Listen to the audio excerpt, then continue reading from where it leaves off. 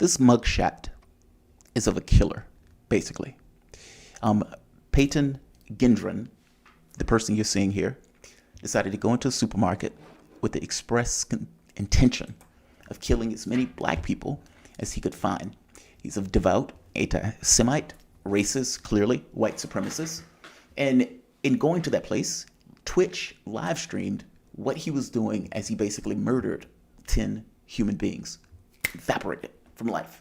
I'm often shocked at what goes on in a person's head as that particular event is taking place. Meaning, what are you thinking in the moment where you're making that decision and then going through with that decision to evaporate, basically to wipe out of existence multiple people?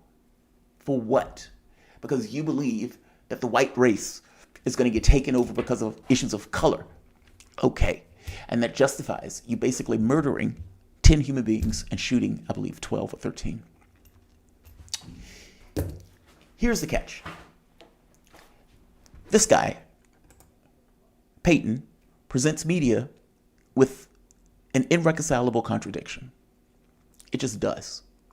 And they have been assiduously avoiding the conversation on his links, meaning this killer, with the people who we're supporting in Ukraine, who are basically a one-to-one ideologically. In one case, we don't like that guy. In the other case, they're heroes. They're heroes. They're fighting the Russians. The good fight. Can't have it both ways. There are links associating Peyton with what takes place in regards to Ukraine and the Azov Battalion. And this video is to establish those links, because I've been seeing people on social media poo-poo that away. And understand the problem. If mainstream media has to admit, yes, this kid is basically a white supremacist and a Nazi, and the ideology that this kid is running with is pretty much the same ideology that those Nazis are running with in Ukraine, that's uncomfortable. That's uncomfortable. You have to deal with that. You have to talk about that. When you're seeing Ukrainian soldiers wearing Nazi battalions and stuff like that, you have to deal with that. They used to know that many of these groups were neo-Nazis in Ukraine. C-14, I believe, Right Sector is one of them. And Azov Battalion, of course, there's several of them. They used to know that. They used to say it out loud. There was no issue in saying it. And then when this basically took place, we're in a wartime situation. This is wartime propaganda. And any notion of these guys being fascists and neo-Nazis, can't talk about it. Can't talk about it. So when Russia says, I'm going to denazify Ukraine, they say there are no Nazis in Ukraine. Zelensky's Jewish. How could they be an issue? Nonsense. It was fully well established that these guys were neo-Nazis. My point is, you got to deal with the contradiction associated with supporting this one guy that is basically a murderer, mass murderer at that. And you condemn this guy, but you love the other ones as they basically kill Russians. You love that one. How do you deal with that particular contradiction? And how do you ignore the links going from this guy basically to the Azov Battalion in Ukraine? Let's talk about it. Welcome to the Soapbox.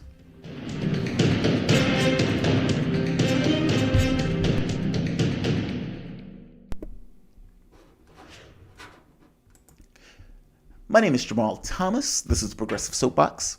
Guys, if you dig this content, please like, share, and subscribe. You can always support this content through PayPal or Patreon. This one annoyed me a bit.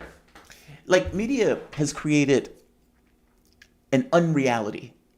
And it's almost like they got a script where all of them basically stay on the exact same page of that particular script, regardless of the disaster, regardless of the economic effects, regardless of how it's going to affect us, even with a deranged president dragging us closer and closer to the brink of oblivion. The United States is basically in that war.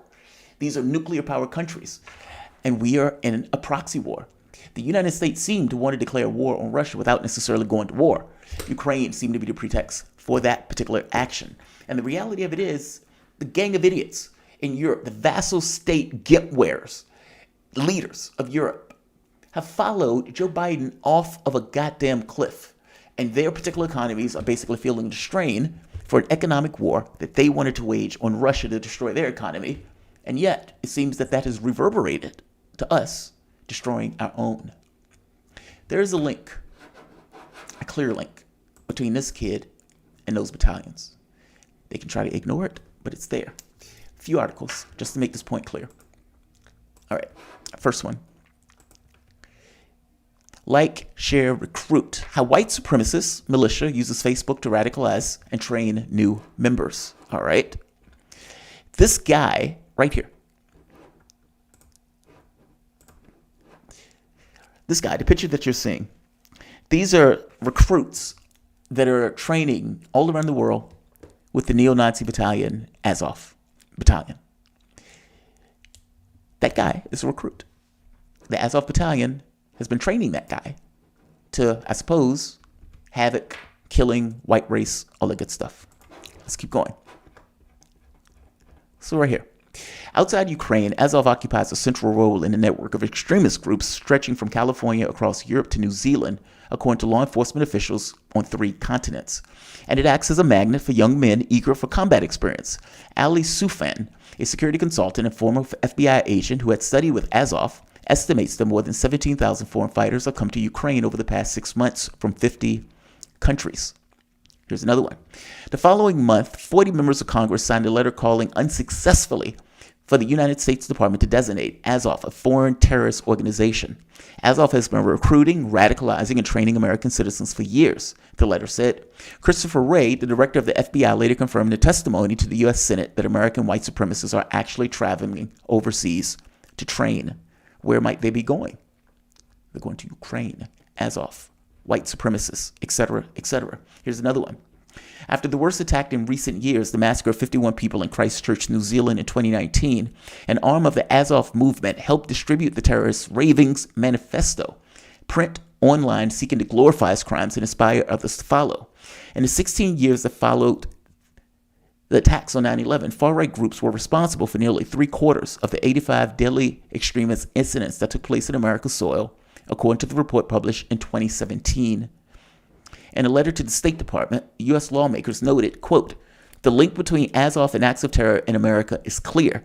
The Ukrainian authorities have also taken notice. In October, they deported 2 members of the Atomwaffen Division, a U.S.-based neo-Nazi group. They were trying to work with Azov to gain combat experience, according to the report in BuzzFeed News." All right. This article is getting across that Azov has been recruiting people and allowing other white supremacists and neo-Nazis to basically come there and train to get combat experience. And they've been spreading that ideology, especially of the Christchurch killer, Brenton Tarrant. This is the Hill. Let's keep going. Reality of neo-Nazis in Ukraine is far from Kremlin propaganda. There are indeed neo-Nazi formations in Ukraine. This has been overwhelmingly confirmed by nearly every major Western outlet. The fact that analysts are able to dismiss it as propaganda disseminated by Moscow is profoundly disturbing. It is especially disturbing given the current surge of neo-Nazis and white supremacists across the globe. The most infamous neo-Nazi group in Ukraine is the 3,000-strong Azov Battalion founded in 2014. Prior to creating Azov, the commander, Andrea Belitsky, headed the neo-Nazi group Patriots of Ukraine, members of which went on to form the core Azov. Beletsky has stated that the mission of Ukraine is to, quote, lead the white race of the world in a final crusade for their survival against the Semite-led Übermenschen. Got to lead those whites against subhumans. Again, that's the Hill. The other one was Time magazine. Let's keep going. This is the mass shooter, Peyton. This is Hero in Ukraine. And notice that both of them are wearing this black sun symbol. Now, there are other white supremacist groups that wear the black sun symbol that is not necessarily specific to Azov, even though they have taken to wearing that symbol in addition to other Nazi insignias. My point is that the people who we are backing are basically aligned ideologically, so much so that they even wear the same insignias to represent what they are. It is a core and their sense of their identity. And in the same way this guy is here killing all of those people, why do they think there's going to be a disparity in the identity of the Ukrainian soldiers that also espouse and wear the same insignia and iconography? Look at this right here. Emblem of the neo-Nazi military unit, Azov Battalion. Emblem of Nazi SS military unit, Second World War. Nazi black sun symbol. This is the stuff that the Ukrainian military wears. And it's not everybody, of course, but many of those neo-Nazi groups after the coup that took out Yanukovych in 2014, those Nazi groups basically got installed into the military. So it wasn't a situation where these things were just battalions. You had neo-Nazis infused into the military of Ukraine. Azov Steelworks, for example, was one of the main home bases of that group. that has just been liberated, destroyed. I guess you take your pick. I would probably more so say liberated, considering they were using human shields. Right here, New York Times.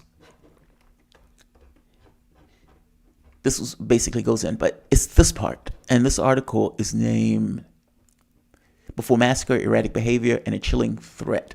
All right, you got to chop a lot of wood, but you get to hear. Mr. Ginger's assassination with guns went beyond the casual law.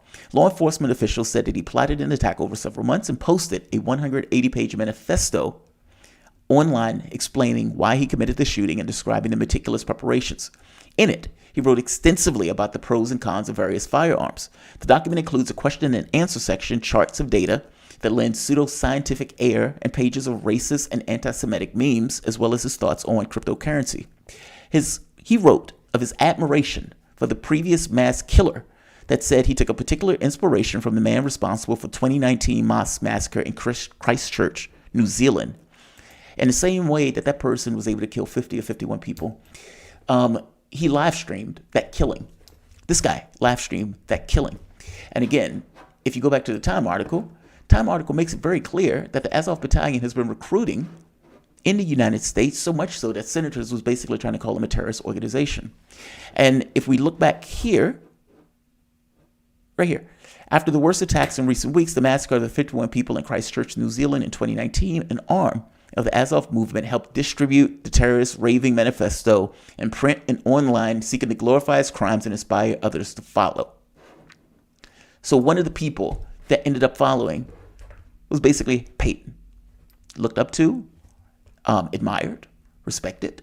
And again, this is their ideology, meaning the same Christchurch killer and the ideology that is in that person in order to do something like that was glorified by the Azov Battalion as this is something good. What he did was great. Peyton looks up to the same person, to that same killer. And flattery, of course, is the highest form of showing affection or showing reverence. And in his case, he goes and kills 10 innocent human beings and wipe them off the face of the earth and live streams it to make it that much more ridiculous in the fact that he's doing it. My point is that his ideological framing was the same ideological framing basically as the Christchurch killer, and is the same ideological framing of the Azov Battalion, considering these guys were passing out information in reverence. I haven't shown any Russian sources on this, by the way. As you notice, all of these were US and Western sources. The stuff was already known. Just had to look for it. Here is, what is this? Okay. All right, we don't need that.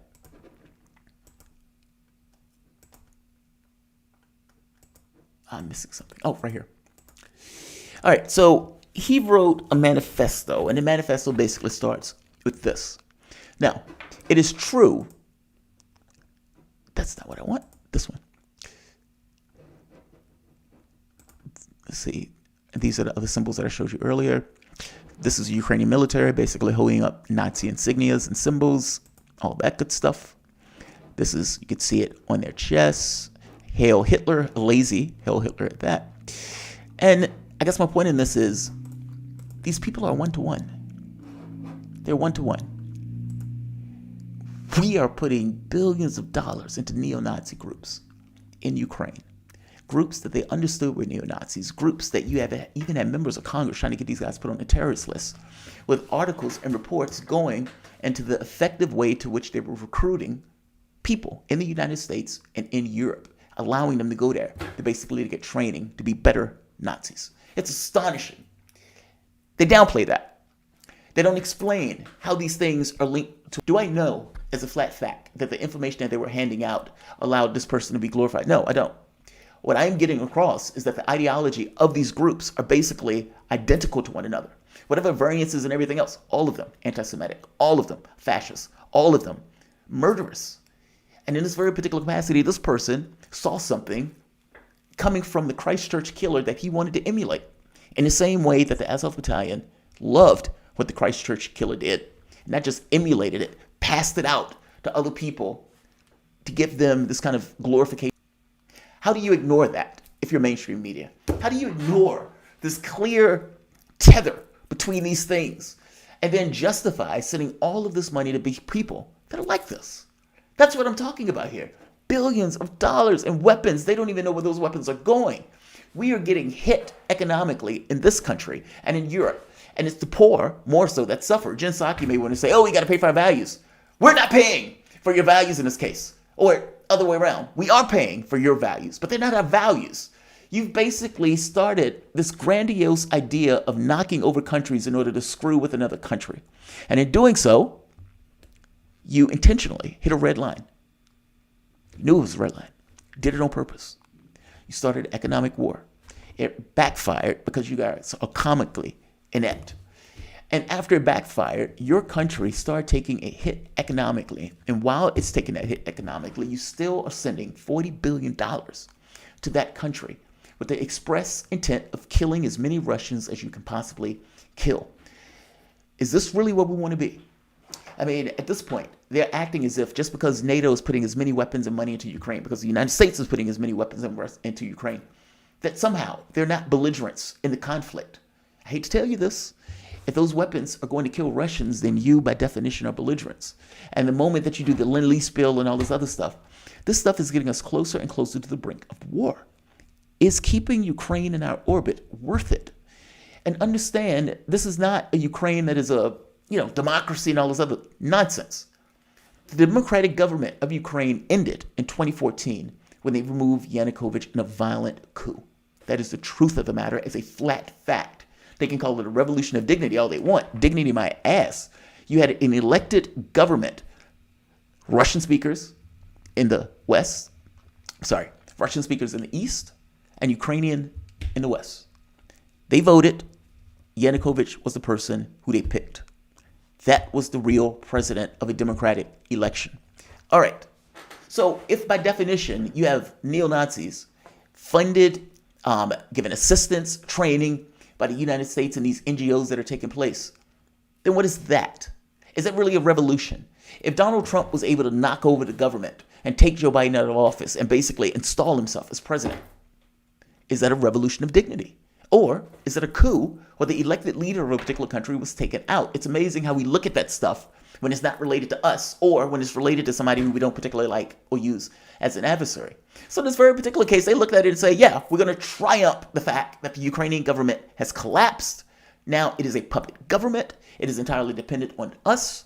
And at this point, you have a Russophobic government that is taking power in Ukraine that is radically illegitimate, considering the elected government has fallen. The moment you get other groups in the country saying, okay, we're ethnic Russian or we're Russian speakers, it is not in our best interest to continue to be part of a Russophobic government that has lost all legitimacy. If your legitimacy is conferred through a vote, meaning the public saying, this is what I want, and the fact of that person being in that office, he's there because the public has deemed him the legitimate person to occupy that spot. If you remove that legitimate person that all of these other people have voted for, then that is no longer a democratic government. That is no longer a legitimate government. And other groups can make decisions in this case saying, we don't want to be a part of that. We voted for something. You took that person out. We don't want to be a part of this. You can't turn around and call those people terrorists and then go in a killing spree for 8 years for those people. But that's basically what is taking place. Russia gets involved into a civil war. The United States gets involved further. NATO gets involved further. These guys are sending as many weapons as possible to basically kill ethnic Russian Ukrainians, and of course, Russians. They're doing this to keep Ukraine in the U.S. orbit. The reason that they threw over the government in the first place had to do with Yanukovych not necessarily being on the same page as the West. And so when they were trying to get him to sign a contract that was going to screw Ukraine over and get it closer, let's say to NATO countries, the West, and that type of stuff. Well, he said, I want to pause. Because the fact of the matter is the deal wasn't in his best interest. Or that definitely not in Ukraine's best interest. And after that, protests, attacks, and not just that, U.S. politicians going to give yes, the crowd, keep that crowd going. You have Newland talking behind the scenes, basically saying, we're going to midwife this thing and we're going to get these people to be in this office, meaning they basically chose who's going to be in that particular office. We have a government that is so radically weak and dependent, where Biden could say, I held $1 million over their head in order to get them to fire a prosecutor. That doesn't sound like a democracy to me. It sounds like a vassal state. And so if it indeed is a vassal state, yeah, Crimea wants to leave. We're part of Russia now. We don't want to be a part of that. They don't like us. They hate us for who we are. We know who they are. You get Donetsk, Lugansk. And you're going to get other republics that also decide to basically, yeah, we don't want to be a part of that, and be either independent states or somehow merge with Russia. I have no idea how much Ukraine is going to be balkanized for getting itself into this particular conflict. What I do know is that those neo-Nazis that have been infused into that military are indeed neo-Nazis. And they are sporting, ideologically, the same framing as that kid that just murdered those 10 people, every bit as much as Christchurch guy, Brenton Tarrant, killed those 51 human beings. These things are a one-to-one. And it makes me want to vomit that we are basically supporting that group, knowing what that group is. Well, going after this guy and not necessarily seeing the cognitive dissonance that is necessary for you to hold these two thoughts in your head, that this one is a hero and this other one is somehow a maniac. The fact is they're both maniacs. And the reason that this war is going on in the first place is because the US, NATO, basically gave Ukraine these ideas once they threw over the government that they can now forcibly get it into NATO. But understand what that means. This is not a legitimate democracy that basically made the decision to join NATO. It's not that. It's an overthrown coup government that is basically aligning itself with NATO. It is a clear threat. And so this entire conflict, when I ask, how much is Ukraine worth to you to keep into U.S. orbit? That's what I'm talking about. That all things being equal, this wasn't a democratic choice. And the fact that it wasn't a democratic choice in the way that they took Yanukovych out of office. How can you look at this and say that this is a country that made the decision, let's say, democratically to join NATO? And whatever consequences come from that, the consequences come from that. I'm making the point that this is not, let's say, the Yanukovych government in a continued line where you basically had democratic choices that were made to put those people in office. It's not that. It's not that. It is a vassal state positioned and motivated by the United States primarily, but also Europe. And because they're motivated by the US, yeah, of course they want to join NATO in this case. So this is not a situation where we're protecting a democracy. That's the point I'm trying to get.